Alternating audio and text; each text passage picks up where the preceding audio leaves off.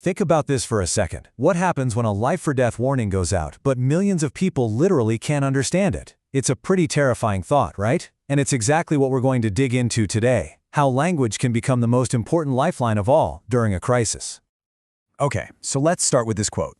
On the surface, it sounds, well, pretty logical, doesn't it?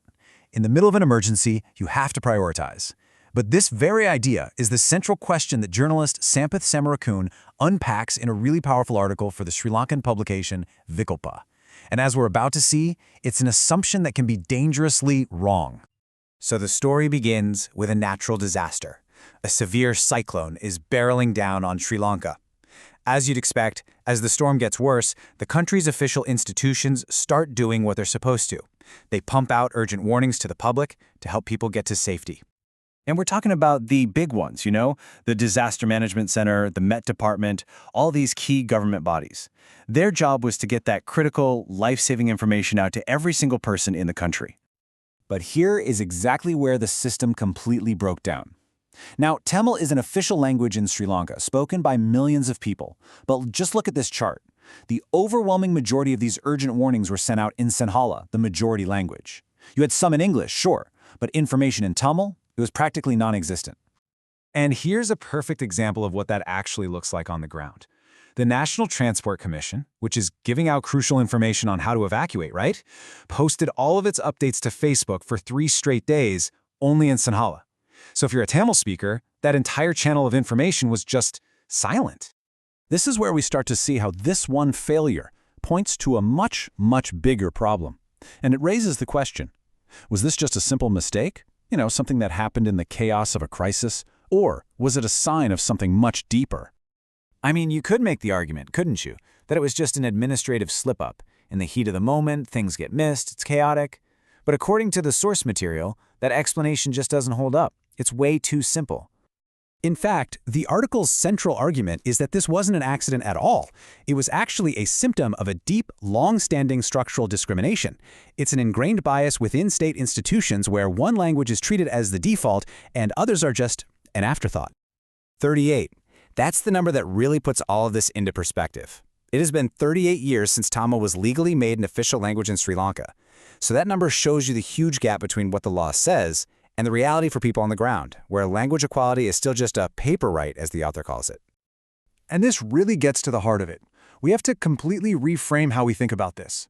Language isn't some secondary issue you can deal with later. In a crisis, language is a primary tool for survival. It's that simple. Just think about the difference. A warning in a language you understand. The river is flooding. Get to higher ground now. That's a command. It triggers an immediate gut-level response to do something. But that exact same message in a language you don't speak? It's just noise, background chatter. It has absolutely no power. The philosopher Hannah Arendt had this idea that what makes us human is our ability to act, to engage with the world and with each other through speech. So when you deny someone information in their own language during an emergency, you're not just keeping facts from them. You are literally stripping them of their ability to act, to take part in their own survival. You are essentially denying their humanity at the moment it matters most. And here's another great way to look at it from the economist Amartya Sen. He talked about capability.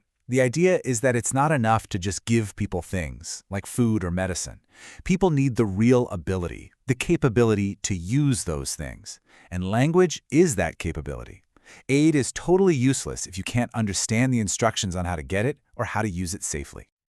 Okay, so let's pull all these threads together. What we're talking about here isn't just about good communication or better logistics. It's about fundamental human rights, especially when society itself is under incredible stress. And this is such a crucial shift in perspective. Responding to a disaster isn't just about moving supplies from point A to point B. It's a test of a society's core values. It's about recognizing and upholding the dignity of every single person, even when everything is falling apart. So a real, meaningful rescue has to include all 3 of these things. And they're not a checklist, You don't save the life, then worry about dignity later. They're all woven into the exact same action. If you do one without the others, it's an incomplete rescue.